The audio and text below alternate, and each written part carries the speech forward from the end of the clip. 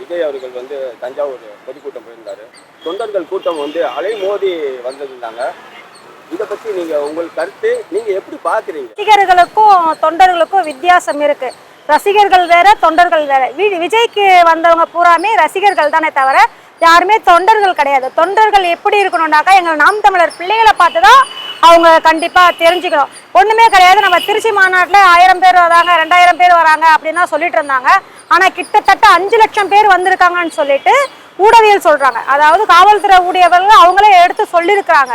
அதனால அவங்க கொள்கைக்கான கூட்டம் கிடையாது, ஒரு ரசிகருக்கான கூட்டம். அவங்க எப்படி எந்த மாதிரி நடந்துக்கணுமோ அந்த மாதிரி தான் அவங்க நடந்துக்கிறாங்க.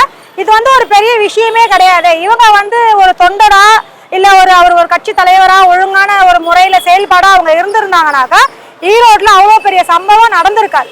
ஒரு கட்சி தலைவன் எப்படி இருக்கணுமோ அப்படி இருந்திருந்தாக்கா அவங்களுடைய தொண்டர்கள் கரெக்டாக இருந்திருப்பாங்க. அவர் கட்சி தலைவரே சரியில்லாதனால தான் ஈரோட்டில் அவ்வளோ பெரிய பிரச்சனை வந்திருக்கு. இப்போ பார்த்தீங்கன்னா இன்னைக்கு காலையில் கூட பார்த்தீங்கன்னாக்கா அவங்களுடைய மாநாட பொதுக்கூட்டமும் என்ன போட்டிருக்காங்க, அடிச்சுக்கிட்டு பிடிச்சிக்கிட்டு 4-5 பேர் போயிட்டு இருக்காங்க. அதாவது அவங்களாம் ஒரு ரசிகர் கூட்டம் தானே தவிர தொண்டர்கள் கூட்டமே கிடையாது. இன்னைக்கு நாங்கள் போடுறோம், பொதுக்கூட்டம் போட்டிருக்கோம். எங்களுடைய கூட்டத்தை பாருங்க, எங்களுடைய குருதி உடை பாசறையை பாருங்க, எல்லாருமே பாருங்க. நிறைய பாசறைகள் இருக்கு. எல்லாருமே எந்த அளவுக்கு எவ்வளோ கண்ணியமாக மகளிருக்கு எவ்வளோ பாதுகாப்பாக எவ்வளோ ஒற்றுமையாக நாங்கள் நடத்துகிறோன்றது எங்களுடைய பொதுக்கூட்டத்தை நீங்கள் பார்க்கணும். இல்லைங்க சகோதரி, நீங்கள் ஒரு தலைவர் வர்றாருன்னா தொண்டர்கள் உற்சாகமாக இருக்கிறது தானே எல்லாருமே பார்ப்பாங்க. அது மாதிரி அவங்க ஒரு தலைவரை பார்க்குறப்போ ஒரு உற்சாகமாக வராங்க தொண்டர்கள். நீங்கள் ரசிகர்கள்னு சொல்கிறப்ப அவங்க கட்சியில் வந்துட்டாங்க. முதல் இருந்த வரைக்கும் ரசிகர்கள், இப்போ கட்சியில் வந்துட்டாங்க. அவங்க தொண்டர்கள் தானே. கட்சியில இருந்தாலும் முதல்ல அவங்க ஒரு ரசிகர் தானே, விஜய்க்கான ரசிகர் தான். விஜய்ன்றவர் யாரு? முதல்ல அவர் ஒரு நடிகர், ஒரு நடிகையா இருந்திருந்தா இப்ப அவர் கட்சியில வந்திருக்காரு.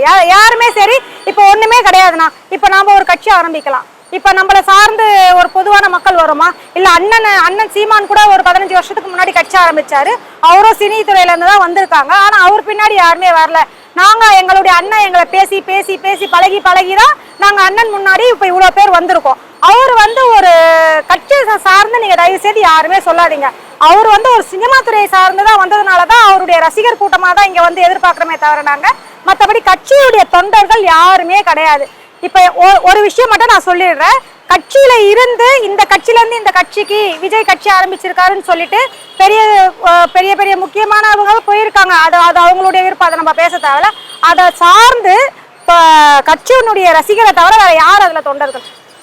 தனிப்பட்ட தொண்டர்கள் யாருமே தனிப்பட்ட தொண்டர்களே கிடையாது. அங்கங்க ஆரம்பத்துல விஜய் கட்சி ஆரம்பிக்கிறதுக்கு முன்னாடியே ஒரு இயக்கமா ஆரம்பிச்சிருந்தாரு. அந்த இயக்கத்துல அவருடைய அந்த சினிமா துறையை சேர்ந்தவங்க அந்த ரசிகர் மன்றத்துல இருந்து தான் கட்சிக்கு வந்திருக்காங்களே தவிர கட்சிக்குன்னு யாருமே புதுசா வரல. மன்றத்துல இருந்து கட்சிக்கு வந்திருக்காங்க. நாங்க அப்படி கிடையாது. நாங்க இயக்கத்துல இருந்தே வந்துட்டு இருக்கிறோம், கட்சியில இருந்தும் நாங்க பயணிச்சுட்டு இருக்கோம். எந்த ஒரு குறையுமே இல்லை. இப்போ எவ்வளோ பேர் இது வரைக்கும் எங்களை பத்தி யாராச்சும் ஒரு ட்ரோல் பண்ணியிருக்காங்களா? இப்ப நாங்க திருச்சியில நடந்த மாநாட்டுல எங்களுக்கு 5 லட்சம் பேர் வந்திருக்காங்கல்ல. இந்த 5 லட்சம் பேர் எப்படி வந்தாங்க, எப்படி போனாங்க என்ற ஒரு கருத்தை தான் போடுவாங்களே தவிர ஆனா இவங்க வந்தாங்க, நாம் தமிழர்ல வந்தாங்க, இந்த மாதிரி அட்டகாசம் பண்ணாங்க, அந்த மாதிரி பண்ணாங்க, விழுந்துட்டாங்க, பரண்டுட்டாங்க அப்படி கிடையாது. ஒரு குடி தண்ணீரை கூட சுற்றுச்சூழல் பாசறை எப்படி நடத்தணுமோ அந்த அளவுக்கு கண்ணியமா ஒழுக்கமா நடத்துற கட்சி நாம் தமிழர் கட்சி மட்டும்தான். கட்சின்றது திமுக இருக்கட்டும், அண்ணா திமுக இருக்கட்டும், புதிய கட்சி எத்தனை கட்சி ஆனாலும் இருக்கட்டும், நாங்க அதெல்லாம் எதுவுமே ஏத்துக்க மாட்டோம். கட்சி ஒரு முறையா இப்படிதான் நடக்கணும், இப்படிதான் இருக்கணும்ன்றது அது செந்தமிழன் சீமான் எங்களுக்கு கற்றுக் கொடுத்த பாடம். அவருடைய வழியில நாங்க செல்றோம். அவருடைய பிள்ளைகள் என்னைக்குமே நாங்க ஒழுக்கமா இருப்போம். மற்றவங்களை நாங்க விமர்சிக்க நாங்க தயாரா இல்லை. அது நீங்க தயவு செய்து தொண்டர்கள் சொல்லாதீங்க. அவங்க ரசிகர் கூட்டம் தான், அவ்வளவுதானே. நன்றி சார். நன்றி. வணக்கம். அது பொதுக்கூட்டம் அல்ல. அதாவது சொல்லுவாங்க சில பேர், நான் அதை சொல்ல விரும்பல, அது பிற்போக்கு கூட்டம். அதாவது ஒரு கட்சியில ஒரு தலைவன் எப்படியோ தொண்டன் அப்படியா இருப்பான். எங்கள் அண்ணன் சீமான் நீங்கள் பார்த்திருப்பீங்க. இப்போ ஒரு மாநாடு நடத்தினார். அதனுடைய ஒழுக்கத்தையும் அதனுடைய எல்லாரும் பார்த்து ரசித்த தன்மையும் எப்படி இருந்ததுன்னு எங்களை பார்த்து கத்துக்க வேண்டியது நிறைய பேர் இருக்காங்க. அதுல விஜய் கட்சி தற்குறி கூட்டம். அது விஜயும் தற்குறி, அந்த கூட்டமும் தற்குறி. அது அணில்களும் சொல்ல முடியாது, குரங்குன்னு சொல்ல முடியாது. தாவும் அங்க தாவுது. போதுங்க, அங்க போகுது. ரோட்ல கிராஸ் பண்ணி ஓடுது. 5-6 பேர் ஊந்து சாகுறானுங்க. இதெல்லாம் அவன் வந்தாலே சாகிற கட்சி தான் அது. இது கூட்டம் அல்ல, இது ஏதோ ஒரு ஷோ. அதாவது சினிமா மோகத்துல ஓடுற மொத்தம் 3 போதை இருக்குது. அதுல வந்து சாராய போதை இருக்குது. இது சினிமா போதையில ஓடுது. சினிமா போதையில இருக்கிறவன் எங்க என்ன பண்றான்னு தெரியாது. அந்த மாதிரி ஓடின்னு இருக்கிற ஒரு கூட்டம், அந்த ஒரு தற்கொலை கூட்டம். அது கூட்டமே இல்ல, அது ஒரு கட்சியும் கிடையாது. அது கட்சி வந்து கட்சின்னு சொல்றதுக்கு தகுதி கிடையாது, யாருக்குமே தகுதி கிடையாது. எல்லாரும் மக்களும் பாக்குறாங்க. எல்லாரும் பார்க்கும் போது காரி துப்புறாங்க. இவங்கள எதுக்காக துப்புறாங்க? இப்படி ஒரு கூட்டமா, இப்படி ஒரு தலைவனா? 41 பேரை சாவடிச்சுட்டு போன நீ நேரா ஓடி போன. எங்க ஓடி போன? எங்கேயோ ஓடி போனே கண்டி.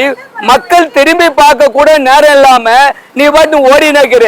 நான் கேட்கிறேன், அவரை போலீஸுக்கு பயந்து ஓடினியா இல்ல பொதுமக்கள் நம்மளை அடிச்சிடுவாங்களோ இந்த நிகழ்ச்சியை நடந்த நிகழ்ச்சிக்காக நம்மளை அடிச்சிடுவாங்கன்னு, பொதுமக்கள் அடிச்சிடுவாங்கன்னு பயந்து ஓடினியா? இது சொல்லுங்க பார்க்கலாம்.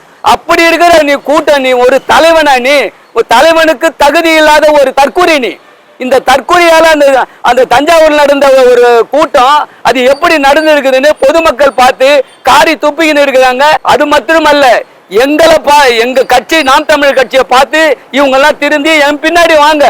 அது அந்த மாதிரி வந்தீங்கன்னாக்கா நீங்க உங்க ஒழுக்கம் இருக்கும். எங்களுக்கு எங்க அண்ணன் ஒருங்கிணைப்பாளர் எப்படி எல்லாரையும் ஒருங்கிணைச்சு நடத்துறாரு. நீ ஒருங்கிணைப்பாளர், ஒரு கட்சி தலைவனா வந்திருக்கிற. திராவிடமும் தமிழ் தேசியமும் சொல்லிட்டு இந்த பக்கமும் இல்லாத அந்த பக்கம் நடுவில் நிக்கிற. நீ லாரி அடிச்சு தான் போகணும். அது ஒண்ணு மட்டுமல்ல, ஒரு கட்சியுடைய தலைவன் சொன்னாக்கா என்ன பேசணும் ஏது பேசணும்னு தெரியல. நீ பாட்டுன்னு ஒரு கட்சி அரசியலுக்கு வருதுன்னா நாங்க இதை செய்வோம் அதை செய்வோம் இதை செய்வோம், நாங்க இப்படி உங்களுக்கு சிறப்பான ஒரு ஆட்சியை தருவோம், எதுவுமே சொல்லுது. நான் வந்தா நெஞ்சில் குடியிருக்கும், அவ்வளவுதான். நெஞ்சில் குடியிருக்கோம்னா எங்க நெஞ்சில குடியிருப்ப? நீ இருக்கிறவங்கள சாவடிச்சுக்கினே இருக்கிற. இப்போ 2வது ஒரு கூட்டம் போட்டீங்க, அதுலயும் ஒருத்தர் செத்து போனான், ஒரு வடநாட்டு. இப்படி ஒரு கட்சி வந்து இது ஒரு கட்சி அல்ல, அது கட்சியே கிடையாது. அது ஒரு சினிமா போதையெல்லாம் ஓடின்னு இருக்கிறாங்க. அவங்களுக்கு ரசிகர் தானே தவிர யாருமே வந்து தொண்டரோ கட்சி சார்ந்தவர்களே கிடையாது. அது ஒரு தற்கொலை கூட்டம், சினிமா கூட்டம். அந்த சினிமா கூட்டத்தை மக்கள் வந்து உண்மையா நானும் கண்டிக்கிறேன், உண்மையா மக்களும் கண்டிக்கிறாங்க. இது அதாவது நாட்டுக்கு உதவாது. வரும்போது தான் நான் பார்த்தேன், வலைதளத்தில் பார்த்தேன். எனக்கு ரொம்ப வருத்தமாக இருக்குது. தமிழ் சமூகம் எந்த நிலையை நோக்கி போகுதுன்னு ரொம்ப வருத்தமாக இருக்குது. இங்கே நாம் தமிழர் கட்சியில் 5 லட்சம் பேர் கூடினாங்க. ஒரே சின்ன ஒரு சண்டையோ இல்லை அங்கே ஒரு அசம்பாவிதமோ எந்த இதுவும் நடக்கலை. வரிசையாக வந்தாங்க, மக்கள் உக்காந்தாங்க, வரிசையாக போனாங்க.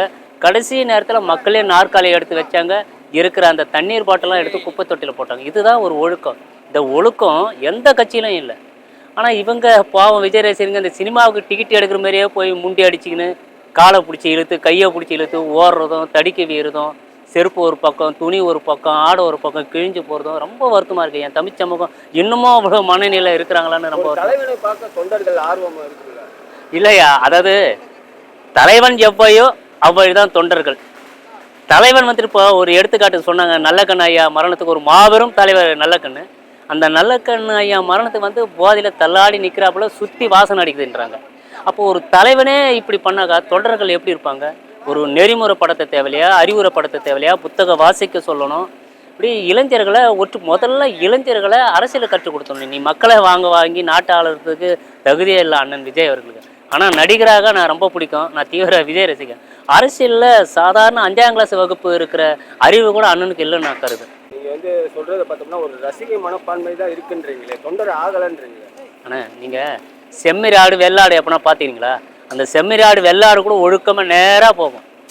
நிச்சயமாக நேராக போயிட்டு காட்டில் போயிட்டு அது பயிர் மேய்ஞ்சிட்டு ஏலம் மேய்ஞ்சிட்டு மீண்டும் வீட்டுக்கு வரும். ஆனால் இவங்க அந்த ஒழுக்கம் கூட இல்லையே, 5 அறிவு ஒழுக்கம் கூட இல்லையே. அவங்கள நான் கொச்சப்படுத்தலை.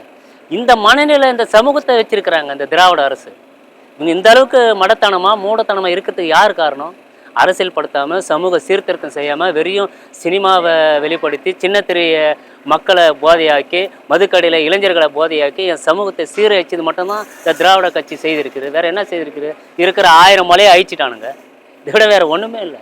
ரொம்ப ஆபத்தானது. விஜய் அண்ணன் அரசியலுக்கு வந்தால் ரொம்ப ரொம்ப ஆபத்தானது. ஆனால் எனக்கு கடைசி ஒரு வேண்டுகோள், நான் யார் வேண்டுமானாலும் அரசியலுக்கு வரலாம், சினிமா நடிகர் கூட வரலாம். முதல்ல அண்ணன் விஜய் அவர்களுக்கு அன்பான வேண்டுகோள், முதல்ல அடிக்கடிக்கு மாவட்டந்தோறும் உங்கள் பொறுப்பாளர் கூட்டு கலந்தாய்வு கூட்டம் போடுங்க. அவர்களுக்கு பயிற்சி கொடுங்க, எப்படி எங்கே பேசணும், எப்படி அரசியல் படுத்தணும், நாம் எப்படி ஒழுக்கமாக இருக்கணும், யாரும் குடிக்கக்கூடாது, யாரும் மது போதை இருக்கக்கூடாது, அப்பா அம்மா பேச்சு கேட்டணும், உழைச்சி அப்பா அம்மாவுக்கு பணம் கொடுக்கணும். அந்த அறிவுரை படுத்த சொல்லுங்கள். தயவுசெய்து அந்த அறிவுரை படுத்தினாக்கா அண்ணன் விஜய் அவர்களுக்கு கோடான கோடி நன்றியை தெரிவித்துக் கொள்கிறேன். நன்றி, வணக்கம்.